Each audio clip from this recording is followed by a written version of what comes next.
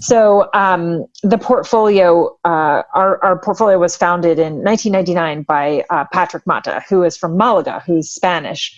So we obviously have several really lovely Spanish wines. We've talked a little bit about Portugal, and I think there's an amazing kind of revolution and evolution that's going on in Portuguese wines, not just in Vinho Verde in the north, but we'll also try one of the wines from Alentejo in the south. But then there are also just these amazing values coming from Spain. So we carry really lovely sparkling wine. We carry all these. We carry a few Rioja, etc. But here Ludovicus, you're trying Garnacha. So Grenache and Garnacha and Tempranillo are indigenous to Spain, and Monastrell is as well, although it depends on if you talk to somebody who's French or Spanish in that regard about Monastrell / Mourvedre. But yeah, so here we have 100% Garnacha. So this is Ludovicus. So Ludovicus is actually from Terra Alta, and it's not a region that many people know really well.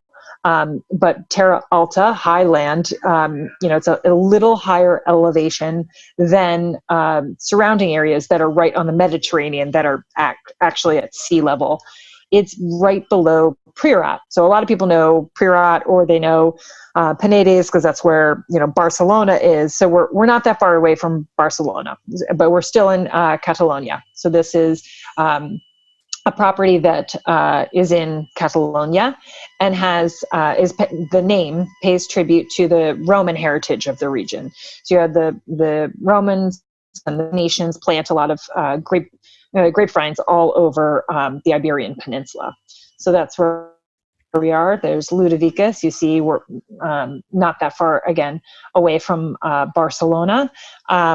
And you see Grenache grown a little bit more inland at Campo de Borja as well. So a lot of Grenache comes from that region, which again is a little bit more inland, and it gets a little warmer. So Terra Alta has the benefit of their kind of a Mediterranean influence, and being a little bit, the elevation means that it cools down at night. So you get really good sun exposure, really good ripening, but then, it cools down at night. And Spain always makes me think of My Fair Lady. The rain in Spain stays mainly on the plain. But Spain is a bunch of rivers and plateaus, so it's high plateaus. And one of my favorite, again, kind of cork dorky questions to people is, what is the highest elevation, or what's the highest elevated capital in Europe? And I normally make people guess.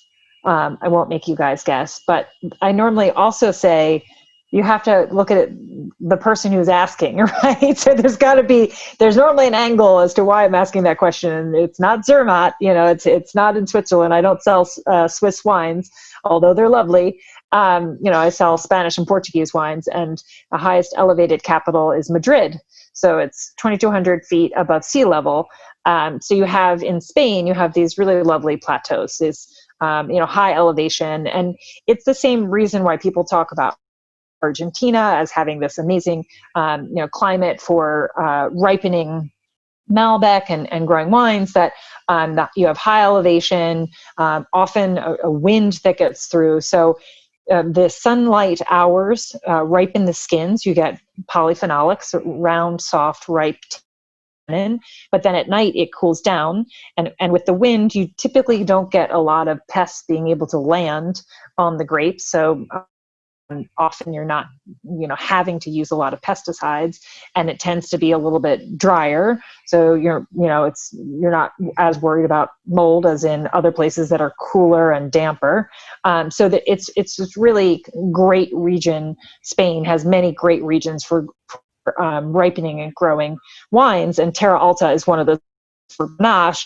But again, this is a style of Grenache that's not overly ripe. So Grenache as a grape variety, even in Côte d'Aron, is one of the grape varieties that they'll often add for alcohol because it ripens really quickly. So the sugar spikes and then sugar translates to alcohol. So in a lot of regions where it is colder and they had difficulty, getting ripeness, the Grenache fills that niche in the sense that it was often added kind of for the mid palate and alcohol. But in a region where you get a lot of sun, you definitely want to make sure you don't let it get overly ripe, because then you're going to get something that, is just kind of really jammy. And that's not the idea here with the Terra Alta. We want the 100% Grenache here from typically older vine Garnacha, Grenache, to again have some of that red fruit, red plum, and a little bit of the black fruit. This does spend a little bit of time in oak, not a ton, but about 4 months.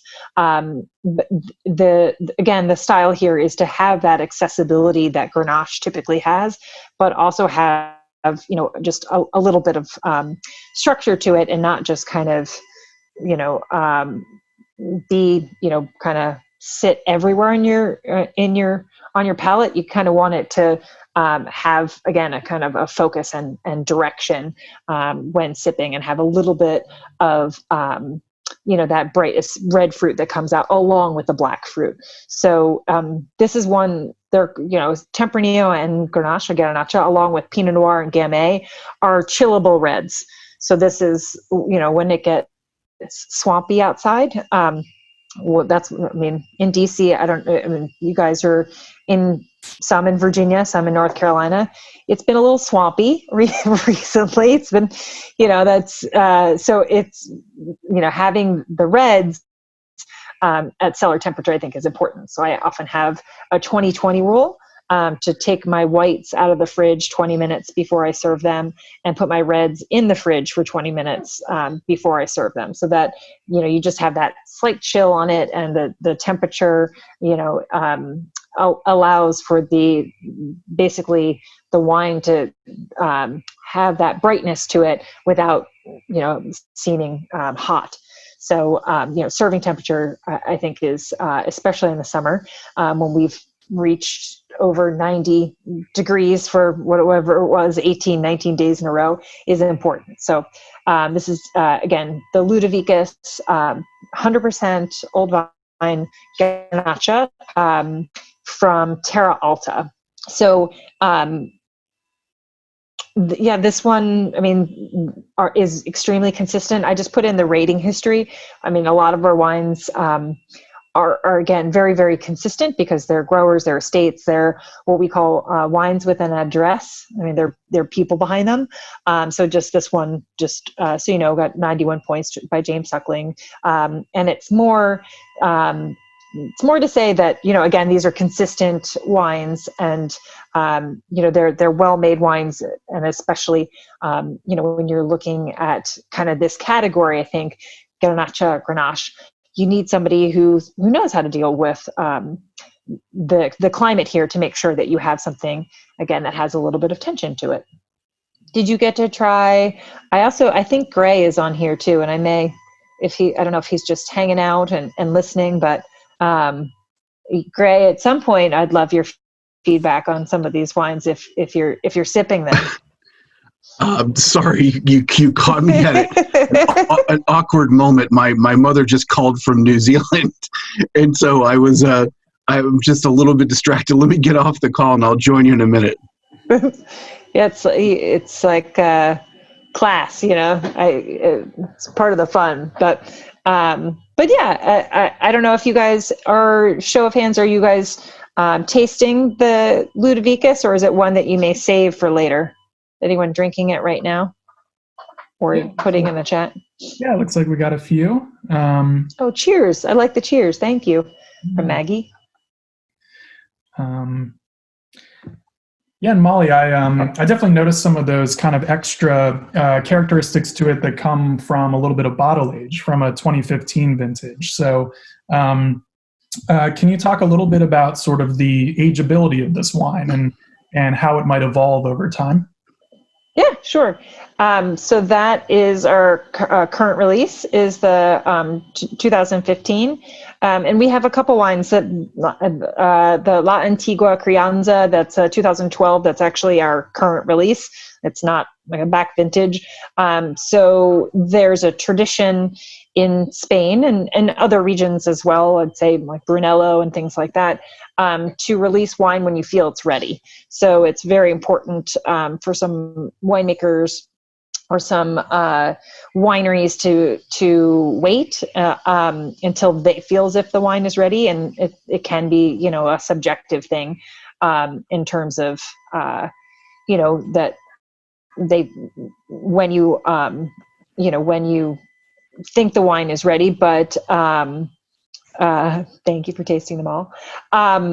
But I think, you know, these wines, the reason I was kind of pointing out the elevation for Terra Alta or the acidity in Nortco, I did a tasting, a virtual tasting, I think it was 2 or 3 weeks ago, and somebody had the 2017 Nortico, and I thought that was really interesting. And she's like, "Oh, it's delicious," and that, you know, I think lends confidence to our, you know, portfolio as a whole, but also to a lot of the people that we work with that are their people. Often they're hand harvesting, and often they're really looking to make sure that the grapes aren't overripe, so that the acidity it remains, so that the wines will age well, that they will have that backbone of acidity that will age well. And Garnacha, just like Tempranillo, will often get a little bit more tertiary characteristics, a little bit more meaty, a little bit more kind of, you know, a little bit more kind of dried black fruit as it ages. And again, this doesn't have a ton of oak. It's 4 months, and it's what I call certified pre-owned oak. It's conditioned oak. It's not new oak. It's Certified fermented. pre-owned. Yes, like a Lexus.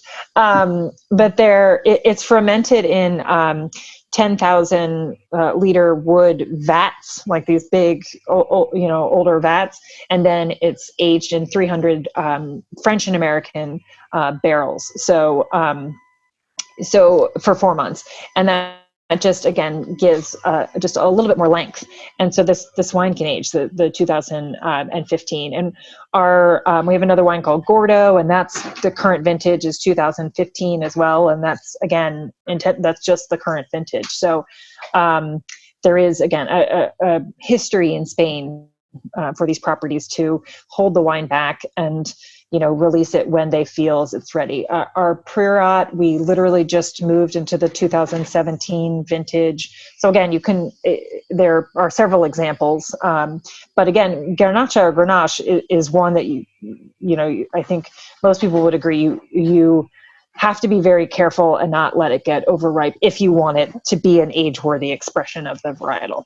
Yeah, to me, getting back to what you were asking me earlier, I mean, I think of this wine kind of like a Gigondas or even a baby Chateau Rayas, which is 100% Grenache. And it reminds me a lot of what I love about the Southern Rhone.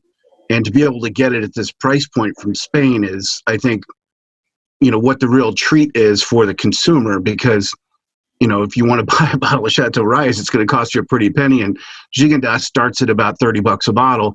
But this delivers a lot of what you get from those wines in terms of the acid structure, you know, the not being blousy and alcoholic. If you get overripe Grenache, it gives you that alcohol burn in the back of your throat, like you're eating, I don't know if you remember those brandied cherries. You eat a brandied cherry, it tastes great, and you swallow and you feel the burn. And that's what happens when you get overripe a Grenache without enough acid structure, and that's why I like these wines so much. And you get the purple flower notes and you know, the small amounts of rusticity. It's not quite as you know, garrigue as Chateauneuf, but that's fine. And I'm not eating a pork a lamb chop with rosemary every night of the week. I don't need all of those herbal flavors. And if I can get, you know, what I love about a Gigondas or a great Chateauneuf de Pape for that price point, I mean, it's a steal. Anyway, that's what strikes me about this particular wine. That plus I love the label. That's something about that orange. I don't know.